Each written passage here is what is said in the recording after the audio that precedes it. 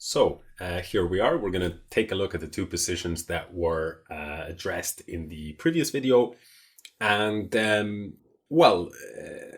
as we can see in this example, it would be a crazy idea to use the scanning method.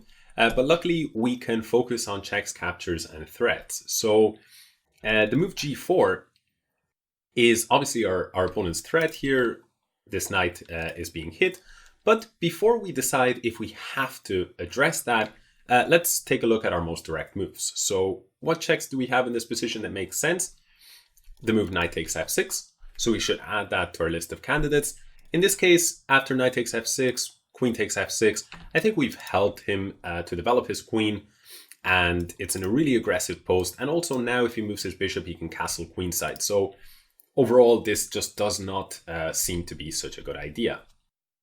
The next move that I think we should look at, that's both the only reasonable check and the only reasonable piece capture. Sorry, that's the only reasonable check, but not the only reasonable capture. There are two captures here. We should certainly look at the capture of the bishop on c5 and the capture of this pawn on g4.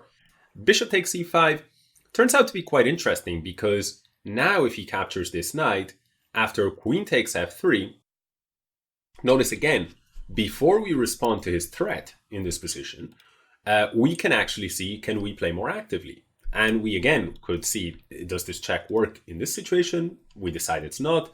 But now we see this capture here on f3. And we realize that by capturing that pawn, we create a threat, which is the threat on this knight that robs him of enough time to capture this bishop.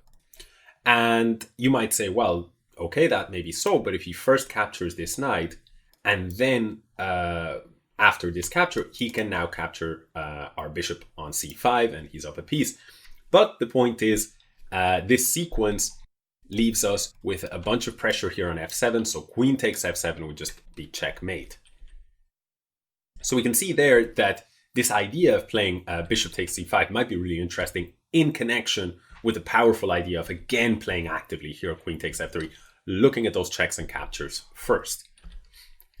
Let's assume that we've looked at knight takes f6, we've looked at bishop takes c5, only then should we look at this other capture here on g4.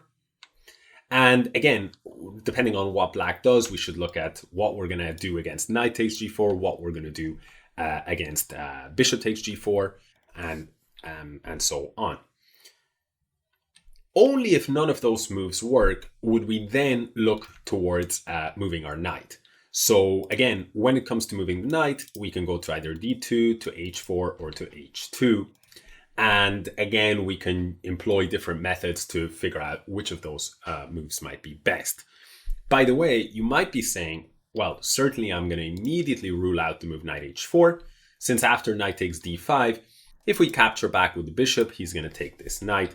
That may be so, but in this position, we can actually take with the pawn and create a threat of almost, not completely, but almost the same magnitude. Why I say almost is because after queen takes knight here, if we take here, that's one piece each, but wait a second, we're losing a pawn here after b takes c6, so it's almost the same magnitude, but we do end up down a pawn.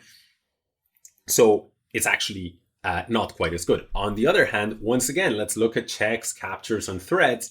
If we take this position and we look at the checks, we see there's bishop takes f7, not so useful, but the capture that is very attractive is here bishop takes c5. That's a piece capture usually to be prioritized over a pawn capture. What's a typical, not beginner, but let's say amateur level player mistake? In this position, they see that the opponent is breathing fire down the white king's neck, and they just want to get rid of something here. So they might play g3 and chase the queen, or they might just take here. But in fact, here in this position, bishop takes c5 is crushing, because if you take here, I can go g3, and now you don't have time to recover your piece.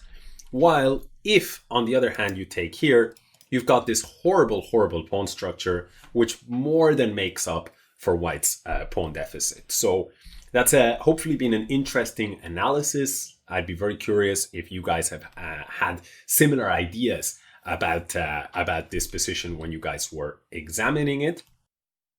But yeah, that's really about it in terms of the checks, the captures, the threats, and the way that you might approach this position. I hope this example has been helpful.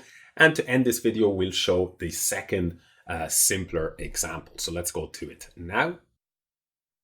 So here we are, and remember we had played bishop takes e6, and now we were talking about this move knight f6.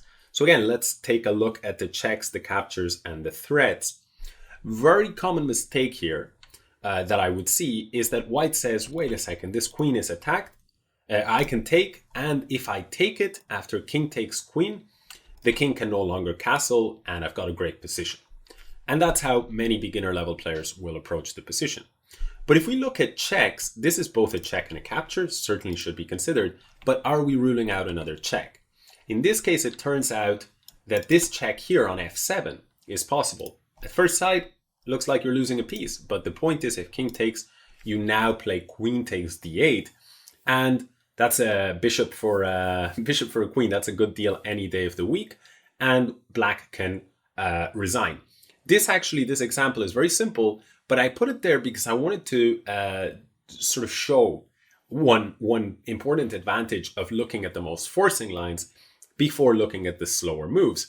And that is that once this direct line has been identified that wins a huge amount of material, we can be practical, pragmatic chess players and say, that's it. We don't have to spend any more time analyzing all the other possibilities. We don't have to look at queen takes queen. We don't have to look at bishop takes. We don't have to look at queen e2. And we certainly don't have to look at slower, more reactionary moves like knight d4, which would defend against this threat of bishop takes e6. A big mistake in the order is a player who might be quite fearful.